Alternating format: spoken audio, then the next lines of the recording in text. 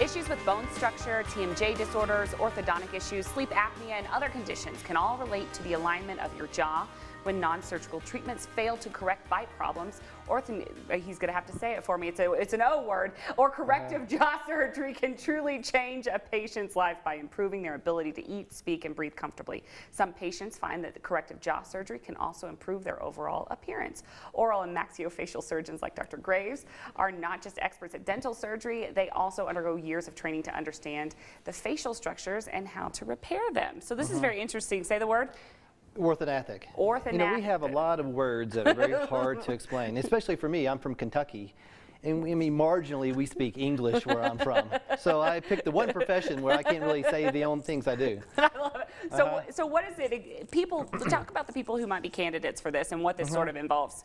You know, the majority of the people who have the surgery are young kids. And when I say young, it's usually 16 for boys or 16 and 18 for boys and girls. And it's the people that you see that have like a really bad underbite, or someone who has an overbite, or someone that looks like they have a really small chin or a really big chin. You know, and the purpose of the surgery is, you know, we kind of move the jaws around to correct some of those things. I mean, this is an extensive surgery, right? Like recovery time is intense, No, it's a real surgery, and you know the thing is that's why we prefer to do it on young people, because the older you get, obviously the longer the surgery is and the longer things take to heal versus when you're a teenager, you can kind of bounce back relatively quick.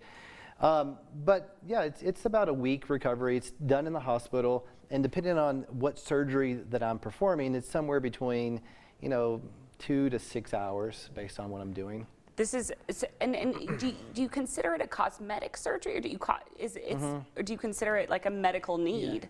It's a little bit of both. Yeah. You know, it's a cosmetic procedure in the regards that we're correcting some cosmetics, right? It's like a skeletal defect, having an underbite or having an overbite. So we're correcting a lot of that. So it's cosmetic in that regard, but at the same time, you know, if you have an underbite or have an overbite, you're not functioning correctly. It's harder to eat. You're not sleeping properly because of the jaws are in the wrong position. So it's more of a functional thing more than cosmetic. Now we do certain procedures where we just move the chin around, and those are considered cosmetic. Okay, so people who are suffering from sleep apnea, people that have those TMJ issues, I mean, this is who the candidate is, yeah. Exactly. You know, and typically the sleep apnea patients are the older patients.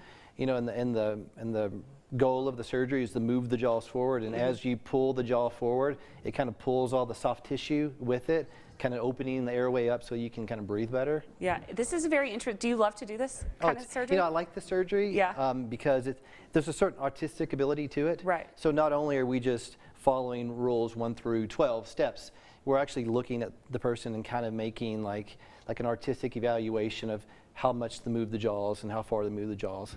And it can really change the person's appearance a lot, right? Yeah, we had a girl that drove in from Dallas for us to do the surgery, and we moved her upper jaw forward, we moved her lower jaw backwards, and then we shortened her chin by about 5 millimeters.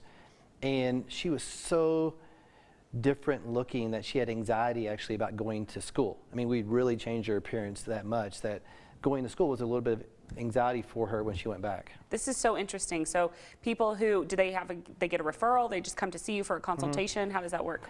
They can come see us. The chin thing is a pretty simple thing to do. When it comes to the jaw surgery, we typically work with an orthodontist because if we move the jaw forward or backwards, the teeth aren't going to hit properly. So we need an orthodontist to kind of settle the bite in for us. So that's typically done with the orthodontist. And about half the referrals come from people who find me online, and the other half come from a referral from an orthodontist. Super interesting, really, really cool stuff. If you have questions about this, give our friends over at AOMS a shout. You won't even have to have the hard word or say the hard word. Just say Orthognathic. Orthognathic. Orthognathic. All right. Bonus if you say that. Okay, coming up next, we're going to head into the kitchen with Chef.